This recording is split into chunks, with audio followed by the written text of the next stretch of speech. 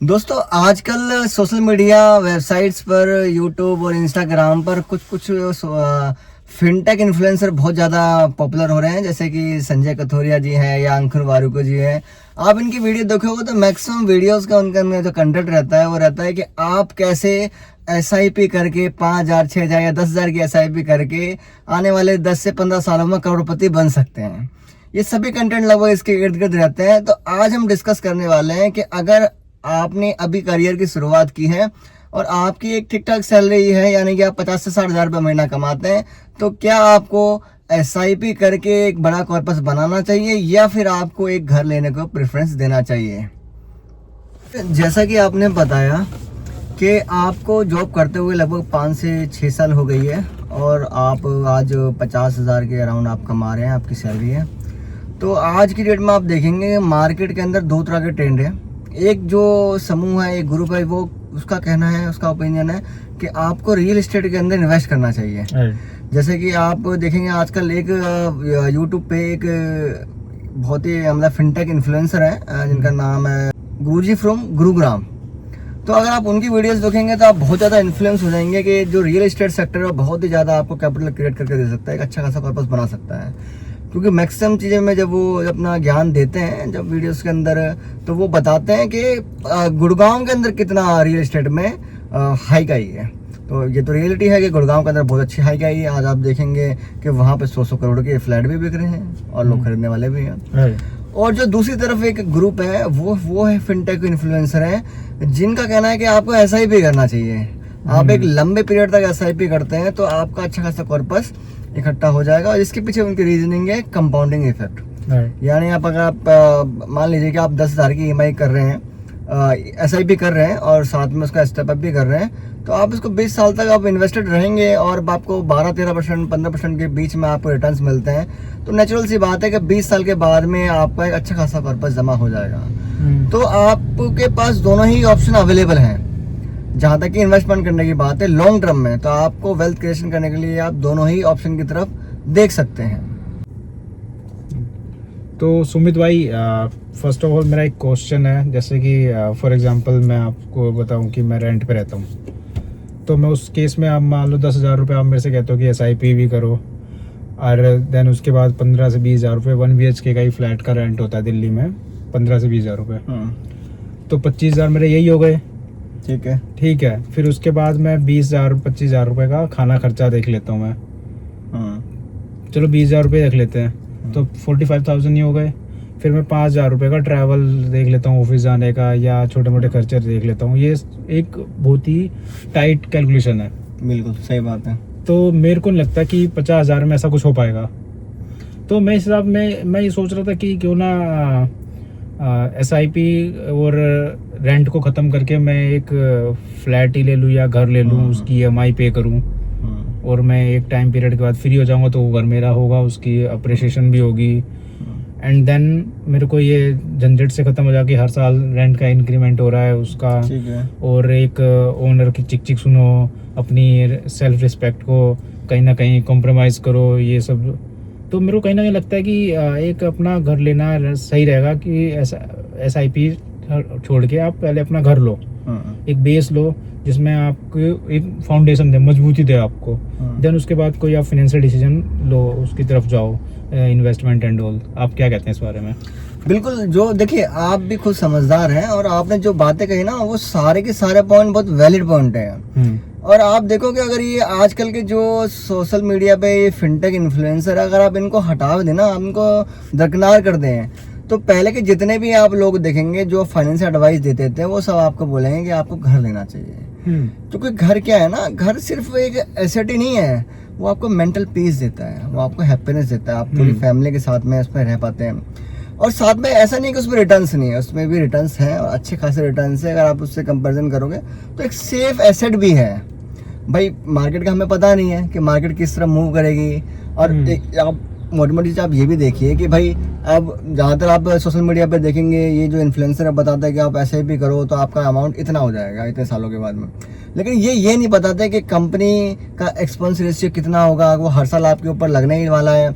मतलब आप ये देखिए कि जैसे ये इनका जो सिस्टम होता है, अगर आपने मतलब आप अगर हर महीने की 5-5 हज़ार रुपये की SIP कर रहे हैं तो पहले साल ही आपसे पूरे कॉर्पस पे लेंगे अपना एक्सपेंस रेशियो, उसके बाद अगले साल ये फिर एक्सपेंस रेशियो लेंगे, यानी ये हर साल लेते रहेंगे। जबकि अगर आप मान लीजिए कि आपने रेंट लिया हो, रेंट पे घर लिया हो, तो आप डीलर के थ्रू अगर आपने घर लिया तो एक साल आपने उसको दे दिया घर लेते समय, तो उसके बाद वो डीलर आपके घर नहीं आता है कि मुझे मेरा पैसा दो, मैंने वो दिलाया था आपको। तो वो चीज आप देखेंगे कि यहाँ पे नहीं है ऐसा। तो वो अब इसके साथ अब चीजें और देखिए कि ये बोलते हैं कि 20 साल तक करो, तो क्या 20 साल तक आप कहाँ रहोगे? सही बात है। उसको कहाँ कैलकुलेट मेरे को सॉलिडिटी नहीं, कॉन्फिडेंस ही नहीं आएगा मेरे को, बिल्कुल नहीं आएगा। आपके मन में ना मतलब असमंजस्य रहेगी, एंजाइटी रहेगी, आपको आप ना उस मेंटल पीस की कंपैरिजन उससे कर ही नहीं सकते कभी भी। अब देखिए अगर आपने EMI पे घर ले लिया तो आप इस चीज को समझिए कि जो आपको फंडिंग बैंक आज कर रहा है, एक तो आज की डेट में वो कर रहा है, आज की वैल्यू पे आज प्रॉपर्टी खरीद रहे हैं। दूसरी तरफ अगर आप SIP कर रहे हैं 20 साल की, तो आप 20 साल के बाद घर खरीदेंगे, यानी 20 साल के बाद जो मार्केट में उसकी वैल्यू होगी वो खरीदेंगे। तो ये बहुत डिफिकल्ट होने वाला है। आप इसको जरा माइन्यूटली समझिए कि 5-5 हज़ार रुपये आप उस पर बढ़ा रहे हो तो 5 हज़ार के ऊपर आपको मान लो 15% रिटर्न मिला, तो 5 हज़ार रुपये मिला।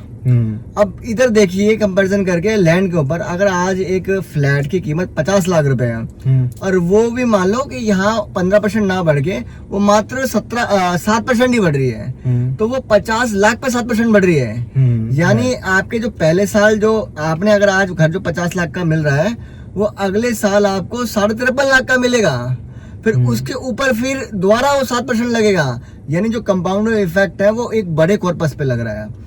तो आप घर इस वैसे मतलब खरीद ही नहीं पाएंगे, बहुत डिफिकल्ट हो जाएगा आपके लिए। आप 20 साल के इमेजिन कर रहे हैं, 20 साल तक आप रहोगे कैसे, कहाँ रहोगे? किराए पे रहोगे, किराए पे रहोगे तो कैसे सरवाइव करोगे? हर साल स्टेप अप होना है, प्रॉपर्टी का दाम भी बढ़ना है। दूसरा एस्पेक्ट भी है कि लाइक हम कहते हैं कि 40 लाख का घर है, 50 लाख का घर है और हम 20 साल EMI देंगे, वो हमें 80 लाख का पड़ेगा, 90 लाख का पड़ेगा, डबल जो हमें जो उसका प्राइस है डबल पे करना पड़ेगा उसकी वैल्यू।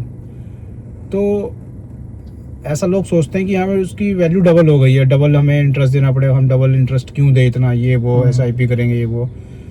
तो इस कैलकुलेशन पे आप क्या कहना चाहेंगे? देखिए अब यहाँ पे आप ये देखिए जो इंटरेस्ट आपसे बैंक ले रहा है उसका एक सेट पैटर्न होता है, वो रिड्यूसिंग होता है।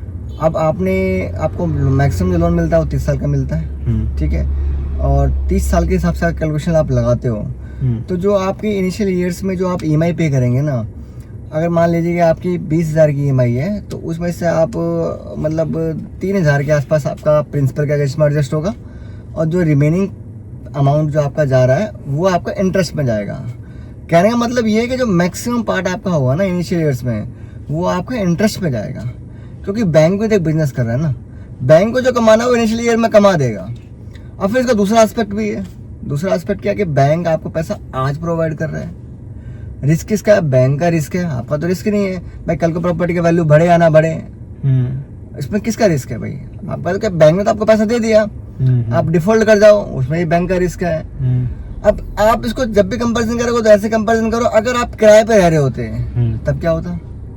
तब आप वो 20,000 रुपये दे रहे होते हो, अगले साल कितना होता? 10% बढ़ के 22,000 हो जाता। उसके बाद फिर आप बढ़ते फिर वो बढ़ जाता, और वो जितना भी आपका रेंट है वो जीरो हो जाता। ये बात समझ करोगे? एक टाइम के बाद तो जीरो, मेरे लिए तो जीरो ही है, जीरो हो जाता। और उसी का आप EMI के फॉर्म में कन्वर्ट करा लो तो आपकी कम से कम EMI तो जा रही है, आपके पास घर तो सुकून है।